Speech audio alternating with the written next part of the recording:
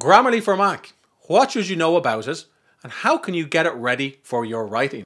Hi there, my name is Brian Collins and I use Grammarly for Mac all the time. Before I show you the key features, suffice to say Grammarly for Mac is free. You can do some of the things that I'm about to show you by simply installing the plugin for Chrome or for Safari or by setting up your account. Then when you're ready, you can take advantage of some of Grammarly's additional features like full sentence rewrites and its plagiarism checker. That'll cost you $30 per month. Grammarly also has a business offering, and I'm not going to go into too much detail in Grammarly for Business on this video because I have another video where I profile how that works. To use Grammarly for your Mac, it's easiest to install the desktop version, which will work in the background on your MacBook or iMac. Once you've set up your Grammarly account, log into app.grammarly.com/apps. Then click on the Apps section on the left-hand sidebar.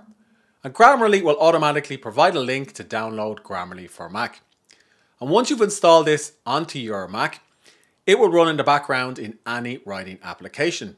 You don't need to worry about plugins or add-ons because Grammarly has moved away from plugins or add-ons for Word or Outlook or specific applications to this desktop app.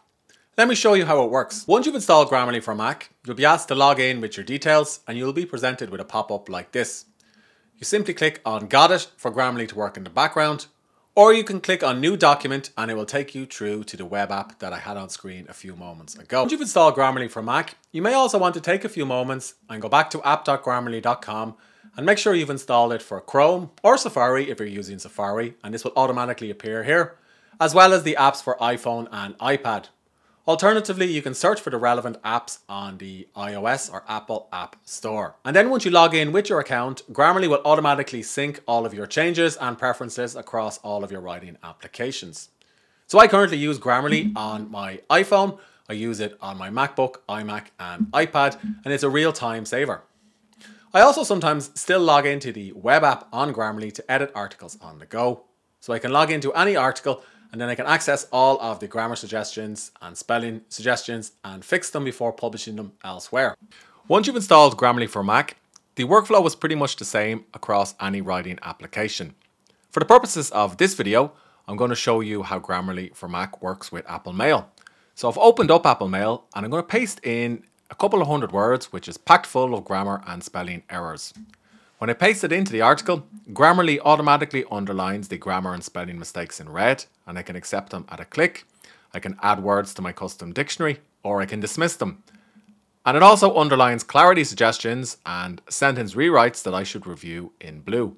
So I can work through all of these by clicking on the underlines, or alternatively, I can click on the floating Grammarly icon and work through them using the tool tip. Now, if you find the floating Grammarly widget and all of these underlines are a little bit distracting, don't worry, you can easily turn it off. Simply click on the cog and you can turn it off in the specific writing application for 30 minutes or indefinitely.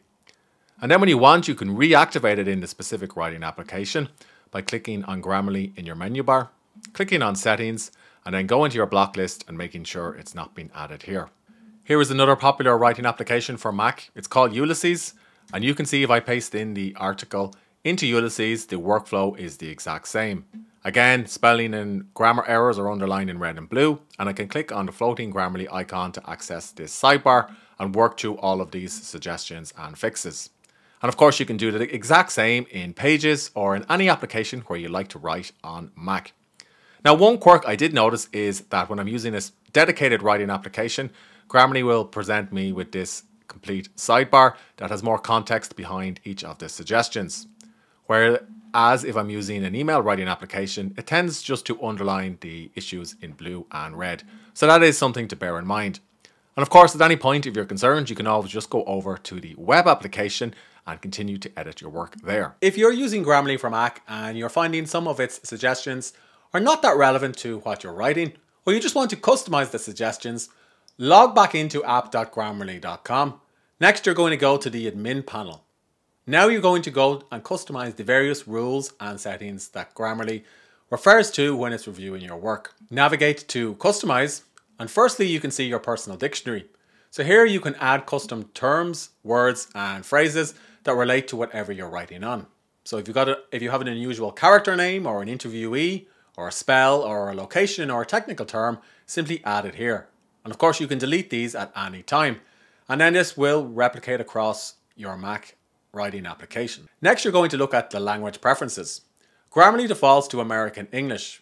However, if you're writing for a different audience, you may want to change it to British, Canadian, Australian, or Indian English. So I'm based in Ireland, and we spell words like realise, I-S-E, rather than I-Z-E.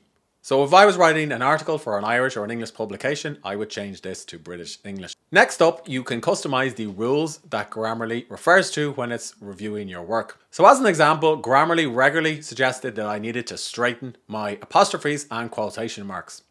Now this makes sense if I was writing for certain types of publications, but most of my work gets published online via WordPress, and WordPress automatically straightens all of those apostrophes, and I found that this suggestion was just distracting me. So I turned off this particular rule, and it no longer appears inside of my Grammarly suggestions. Similarly, you can also customize rules related to the Oxford comma, to the passive voice, and so on.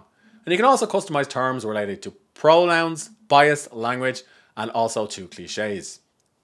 So if you find that Grammarly is a little bit inaccurate or its suggestions are unhelpful, take a few minutes to review these rules.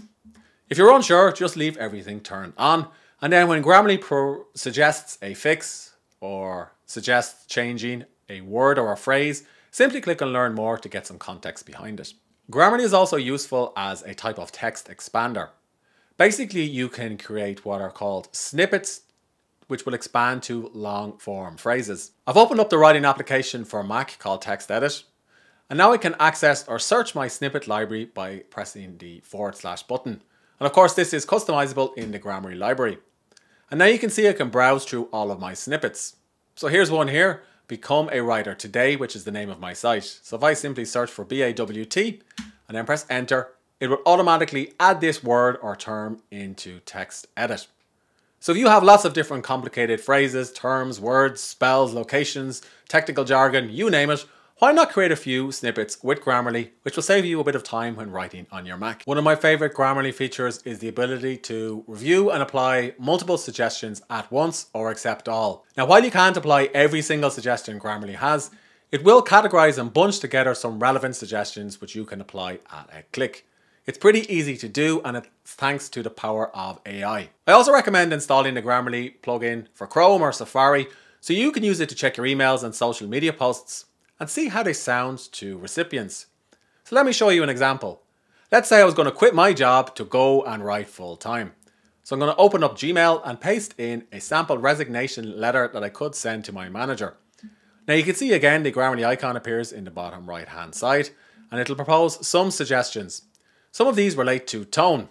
So if I wanted to sound more confident, I could change this to I have decided to resign from my position. Similarly, if I click on this, Grammarly will also give me some words that I can remove or that I can copy edit accordingly. And if at any time you want to change the tone of your writing, simply click on the emoji and you can view how the tone sounds and get more suggestions, which could help you make your emails more impactful. And of course, once I've installed the Grammarly plugin for Chrome or Safari, I can use it in Google Docs.